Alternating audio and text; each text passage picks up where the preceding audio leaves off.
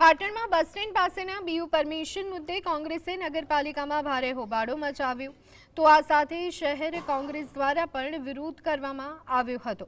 તો આ સાથે શહેર કોંગ્રેસ પ્રમુખે આક્ષેપ કર્યો કે નગરપાલિકાના ચીફ ઓફિસરે મીડિયામાં ખોટું નિવેદન આપ્યું છે। ચીફ ઓફિસરે માત્ર 4 માળની પરમિશન હોવાની વાત કરી, જેનું કોંગ્રેસે ખંડન કર્યું। કોંગ્રેસે પુરાવા રજૂ કરી ચીફ ઓફિસરે 7 માળની બિલ્ડિંગને બીયુ પરમિશન આપી હોવાનો દાવો કર્યો। કોંગ્રેસ કાર્યકરોએ ચીફ ઓફિસર, પ્રમુખ અને ઉપપ્રમુખની ચેમ્બર બહાર લેટર લગાવી વિરોધ નોંધાવ્યો। કોંગ્રેસે વી-માર્ટ મોલ સીલ કરવાની માંગ કરી। અને તાજેતરમાં એ આર્કિટેક્ટનું લાયસન્સ આ કારણોસર જ રિન્યુ કરવામાં આવ્યું નથી, રિજેક્ટ કરવામાં આવ્યું છે।